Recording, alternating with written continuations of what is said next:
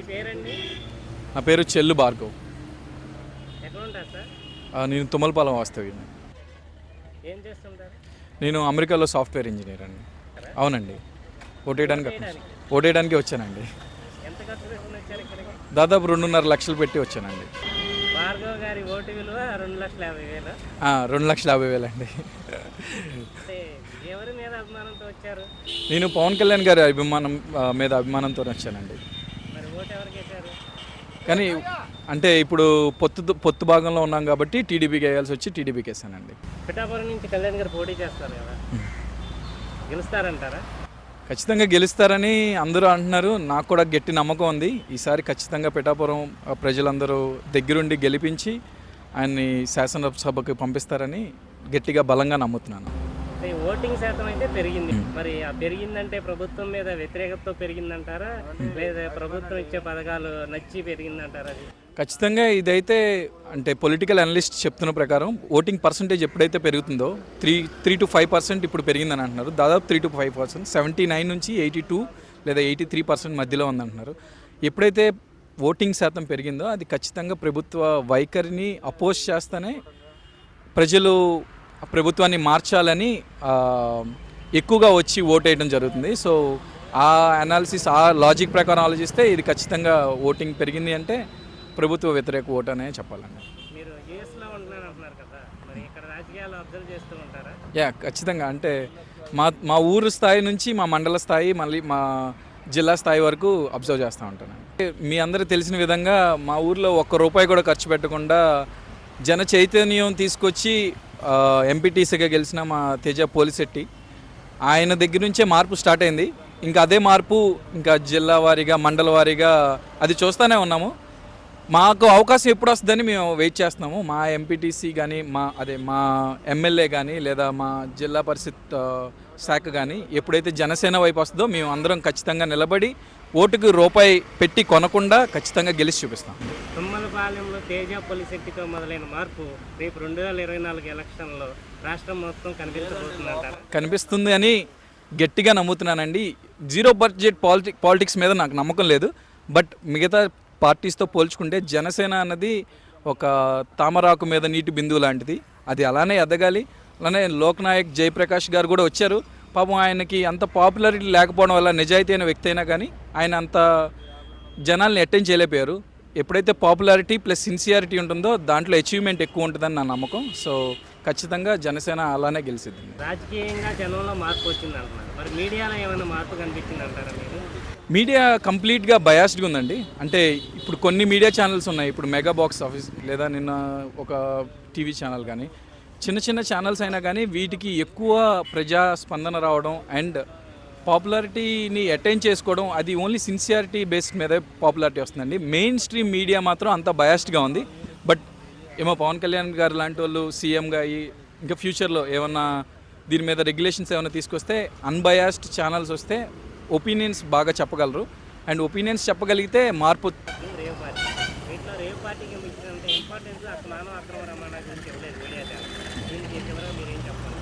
ఖచ్చితంగా human trafficking అన్నది పెద్ద నేరం అండి.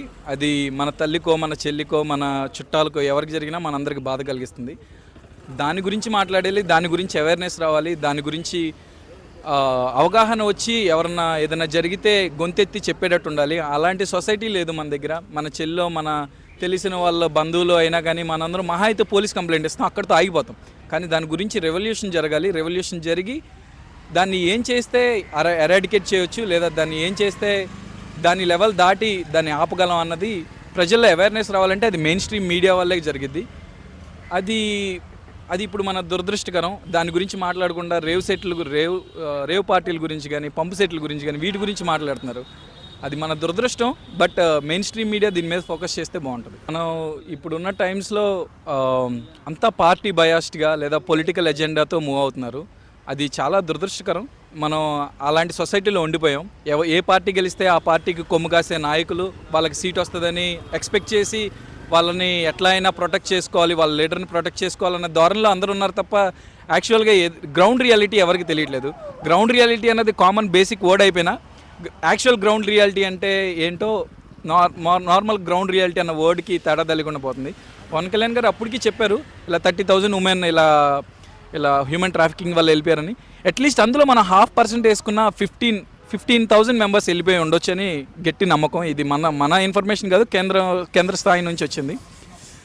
ఇంకా ఇప్పుడు ఆ లెవెల్లో ఆలోచించుకుంటే మన రోజా గారు కూడా కామెంట్ చేశారు, అంటే పొరపాటున రేప్ జరిగిపోయిందని, లేదంటే ఏదో మహిళ పట్ల ఎట్లా ఒకట చిన్న చూపు భావం మన సొసైటీలో ఎప్పటి నుంచో ఉంది. అది ఎరాడికేట్ చేయడానికి ఎవరు ఏం ప్రయత్నించట్లేదు. అందరూ ఎక్కడన్నా వాళ్ళు వాయిస్ రేస్ చేస్తే వాళ్ళకి ఏదైనా జరిగిద్దేమో, ఏ లీడర్ అన్నా వచ్చి ఏదైనా చేస్తారేమో అనే భయంతోనే కుంగిపోతున్నారు తప్ప గొంతెత్తి అరిసి చెప్పడానికి ఎవరు లేరు. ఖచ్చితంగా నాయకులు, లోకల్ నాయకుల దగ్గర నుంచి పెద్ద స్థాయి నాయకుల వరకు దీని గురించి యాక్షన్ బాగా తీసుకోవాలి. ఎందుకంటే మన ఇంటి పక్కన చెల్లి, తల్లి అందరూ మాయమవుతుంటే మనకు తెలియాలి కదా ఏం జరుగుతుంది, ఎక్కడికి వెళ్తున్నారు, ఎక్కడ తీసుకెళ్ళిపోతున్నారని. ఒకవేళ వాళ్ళు మనకు సంబంధం లేకపోయినా కానీ మనం పోరాలి. ఇది మన దేశం గురించి మనం ఏదైనా చేసేటట్టు ఉండాలి. ఆ కసి ఎవరికి లేదంటాం కొంచెం బాధాకరం. ఎట్లా అయితే పవన్ కళ్యాణ్ గారు చెప్పింది అక్షరాల నిజం, 5,000 మంది దొరికారని అంటున్నారు. తెలియని వాళ్ళు ఎంతమంది, ఒకరోజు ఒక కాల్తో దొరికారు ఎంతమంది, తెలియని వాళ్ళు ఎంతమంది. సో ఆ సంగతి అందరూ ఆలోచించుకోవాలి. నేనంటే దేశం దాటి ఎక్కడ ఉంటున్నాను, బట్ దేశంలో ఉన్న వాళ్ళు దేశం గురించి ఆలోచించాలి. కాబట్టి నేను ఎంత కొంత సహాయపడగలను అంటే ఇలాంటి వాటిల్లో ఇన్ఫర్మేషన్ గ్యాదర్ చేయడానికి, బట్ అది ఒక లిమిట్ వరకే. కాబట్టి దేశంలో ఉన్న వాళ్ళు దీని గురించి ఆలోచిస్తే చాలా బాగుంటుందని నా అభిప్రాయం. యూఎస్ ఎప్పుడు వెళ్తారు? రిజల్ట్ వచ్చేదాకా ఉంటారా? పవన్ కళ్యాణ్ గారి విజయాన్ని ఇక్కడ నుంచి చూస్తారా, అక్కడి నుంచి చూస్తారా? భగవద్గీతలో మనకు ఒక శ్లోకం ఉందండి. ఆ శ్లోకానికి ఎక్స్ప్లెనేషన్ ఏంటంటే మనం చేయాల్సిన కర్తవ్యం మనం చేయాలి, రిజల్ట్ ఏదైనా మనకు ప్రాబ్లం లేదు. మనం చేయాల్సిన కర్తవ్యం ధర్మం ప్రకారం మనం చేయాలి. ఆ ధర్మం ప్రకారం నేను చేయాల్సిన కర్తవ్యం నా ఓటు వినియోగించుకున్నాను. రిజల్ట్ గురించి నాకు సమస్య లేదండి. అంటే ఒకసారి పవన్ కళ్యాణ్ గెలుస్తారని నమ్మకం ఉంది. ఆయన గెలిచినా ఓడినా ఆయన మంచి చేయడానికి వచ్చారు, ప్రజల్లోనే ఉంటారు. అలాంటి వ్యక్తి గెలవడం ముఖ్యం. ఆయన గెలుస్తారని నమ్ముతున్నాను. సో రిజల్ట్ గురించి నాకేం యాంగ్జైటీ లేదండి. ఏది జరిగినా మంచి ఆయన ప్రజల్లోనే ఉంటారని నమ్మకం. నేను వెళ్ళిపోతానండి. గెలుస్తారండి, ఖచ్చితంగా గెలుస్తారు. 1,00,000 ఓట్లు మెజారిటీతో పక్కాగా గెలుస్తారు. పవన్ కళ్యాణ్ గారి నాయకత్వం ఎక్కడున్నా కూడా సూపర్గా ఉంటుందండి. ఇక్కడ మన మైలవరం దగ్గర కూడా చాలా బాగా చేస్తారండి. ఇక్కడ ఆంధ్రప్రదేశ్ మొత్తం చేసినా కూడా పవన్ కళ్యాణ్ గారు చాలా బాగా వస్తారండి. అసలు సైకిలే కదండి, కూటమిగా ఉన్నారు. పవన్ కళ్యాణ్ గారు ఉన్నప్పుడు ఇంక వేరే దానికి మేము ఎలా వేస్తామండి, దానికే వేస్తాం కదా. ఇది కిట్టు. పవన్ కళ్యాణ్ గారు మా ఒక్కళ్ళకే కాదు చాలామంది ప్రజలకి ఈ కిట్టు పైనుంచి పంపించారు. ఏ ప్రమాదం జరిగినా ఎక్కడ జరిగినా నేనున్నా మీకు అని, మా అవసరాలకి మా దగ్గర డబ్బులు ఉన్నాయి లేని అని చూసి మాకు ఏ ప్రమాదం జరిగినా ఆయన ఫస్ట్ వచ్చి ముందు మేము ఉంటాము మీకు అని చెప్పేసి ఆ కిట్టు మాకు పంపించారండి. ఇలాంటి ముసలాళ్ళకి కూడా చాలామందికి ఏ ప్రమాదం జరిగినా, ఇంట్లో మహిళలకు జరిగినా, బయట తిరిగే వాళ్ళకి జరిగినా అంతా బాగా చూస్తానని పవన్ కళ్యాణ్ గారు పంపించారండి. తన సొంత డబ్బులు ఇవన్నీ ఎవరి దగ్గర తీసుకునే కాదు, వేరే ఏమీ కాదండి. మీరు అచ్చం కుమారి ఆంటీ లాగా ఉన్నారు. మీకేమైనా చుట్టాలు అవుతారా? రిలేషనేనండి. మా పిన్ని సాయి కుమారి, మా పిన్ని కుమార్ అంటే హైదరాబాద్. ఎన్ని కష్టాలు పడిందో అంత పైకి వచ్చింది వాళ్ళు. మా పిన్ని చాలా కష్టపడింది తను. అలాంటిది వాళ్ళు ఒక స్టేజ్కి అనేది వెళ్ళింది. ఇప్పుడు గుడివాడలో తన పుట్టూరు ఎలా ఉందో ఏంటో అని తను చూసుకొని ఎవరికి సపోర్ట్ చేస్తే ఎట్లా ఉంటుందని చెప్పేసి మా పిన్ని రాజకీయంలో కూడా వచ్చిందండి. తన కష్టం ఫలించింది. ఇంకా తను చాలా బాగుంటుందండి. నా పేరు నరేష్ అండి. ఓటేసారా ఈ ఎలక్షన్లో? వేసాను. ఏ పార్టీకి వేశారు? ఇక్కడ మా పవన్ కళ్యాణ్ గారు చెప్పినట్టుగా టీడీపీకి వేసాం. వసంత కృష్ణ ప్రసాద్ గారికి వేసాం. సైకిల్కి వేశారు? సైకిల్. పిఠాపురంలో పవన్ కళ్యాణ్ గారు గెలుస్తారంటారా? పక్కా, అసలు దాంట్లో డౌటే లేదు. ఎంత మెజారిటీ వస్తుంది?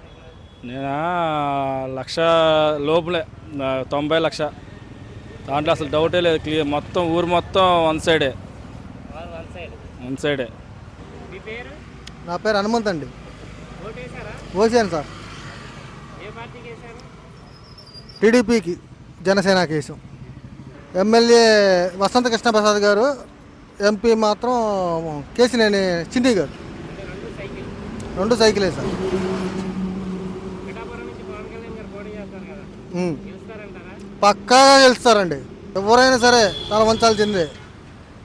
ఆయన అంత మంచిదనం. మీ పేరు? నా పేరు నాగబాబు అండి. రీసెంట్గా ఎలక్షన్స్ జరిగినాయి కదా, అవునండి, ఓటు ఎవరికి వేసారండి? మేము కూటమికి వేసామండి. మార్పు కావాలని కోరుకుంటున్నామండి, అందువల్ల కూటమికి వేసామండి. పిఠాపురంలో పవన్ కళ్యాణ్ గారు పోటీ చేశారు కదా, అవునండి, గెలుస్తారంటారా?